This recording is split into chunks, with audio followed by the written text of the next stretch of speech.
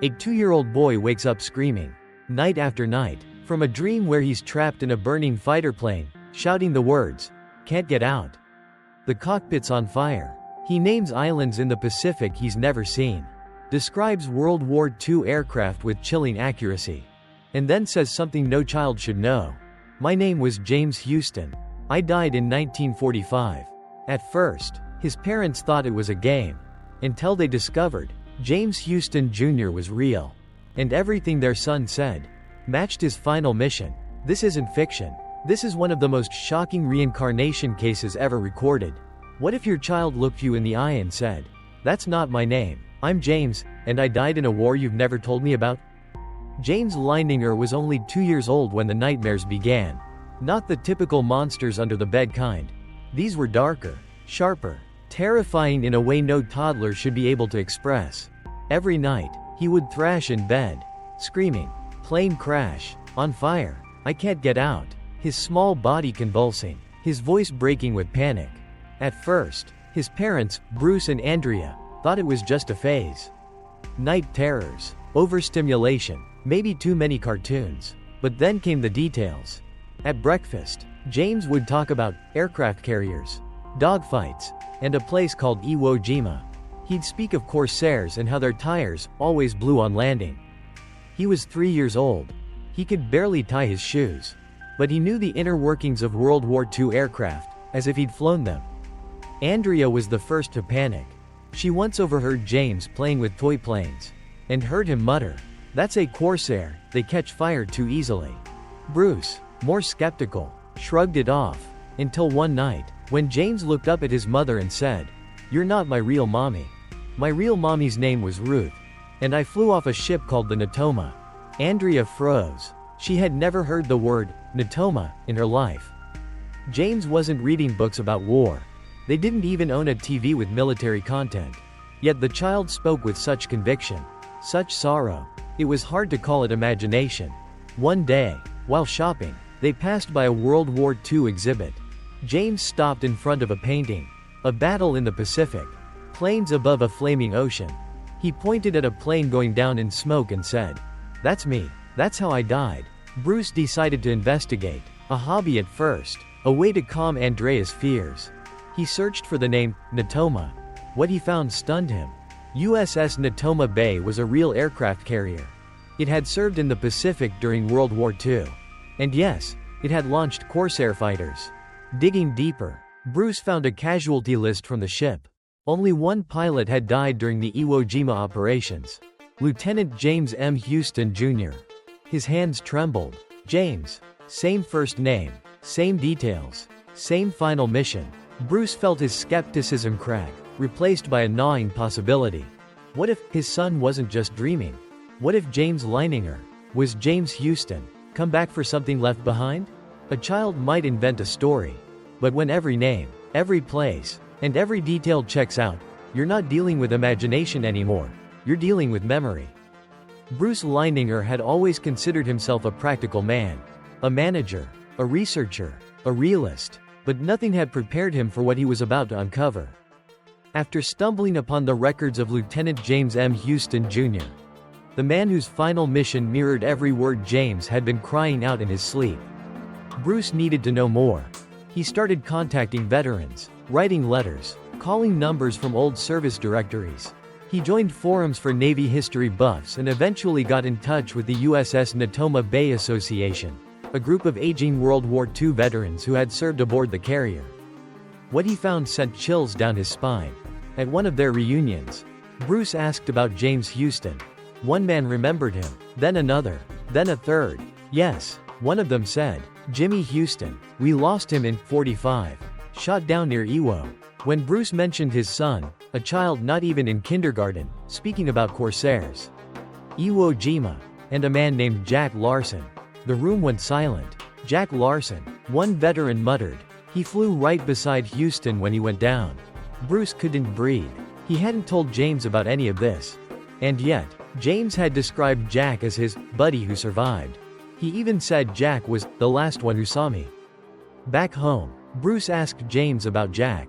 The boy answered casually, like recalling what he had for lunch. "He flew next to me. He landed. I didn't. Do you remember the crash? Bruce asked. Gently. James nodded, eyes heavy. I was in the plane. The engine was hit. I tried to pull up, but the front exploded. I remember water, then black. Andrea was now visibly shaken. The boy had never seen the Pacific, had never read a single page of military history. But his memories had emotional weight, the kind no textbook could teach. James would still wake up at night, sometimes whispering things like, "We're out of ammo.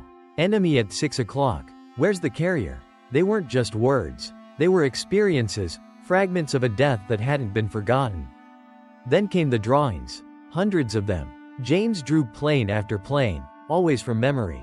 Always with precise markings. He knew exactly where the insignia went.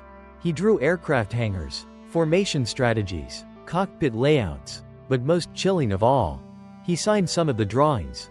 James Chapter 3, or James the Third.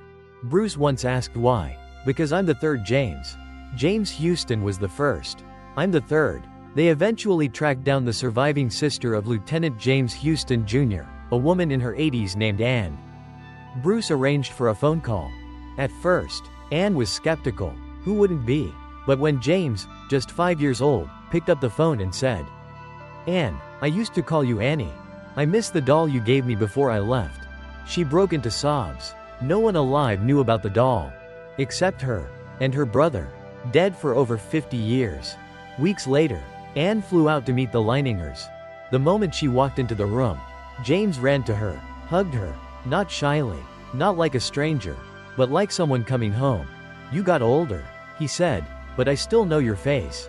Anne cried for hours. And for the first time in decades, she told the full story of her brother's death, and the hole it left behind. After that meeting, something changed in James. The nightmares didn't vanish, but they softened, like a storm losing its rage. Bruce noticed that his son no longer spoke of returning to the ship or completing the mission. Instead, James began talking about being here, being now. Bruce and Andrea couldn't explain it, nor could the doctors, psychologists, or even skeptical historians who later reviewed the case. But there it was, a child, born in 1998, recalling with chilling accuracy the life and death of a man who perished in 1945. And now, that soul, if that's what it was, had found some measure of peace. It's one thing to remember a past life, it's another to stand on the very ground where you died. James was now 6 years old. The nightmares had become infrequent. The drawings slowed, but the memories hadn't vanished. They had simply gone quiet, like soldiers called off the battlefield. One evening, Bruce sat with James, flipping through a photo album that included pictures from the USS Natoma Bay. James stopped at a black and white photo of the island of Chichijima. He pointed at it and said, "That's where I died, right there." The plane went into the water just off the coast. Bruce stared at the map. This wasn't Iwo Jima. It was Chichijima, a neighboring island, also involved in Pacific military operations during World War II. He double-checked the military records. Lieutenant James Houston Jr. had, in fact, been shot down near Chichijima. Andrea had resisted going. The idea of taking their 6-year-old to the other side of the world, to visit the exact site where he claimed to have died in another life, it felt surreal. But Bruce felt differently. He's carried this with him since he could talk. He said, maybe it's time to help him put it down.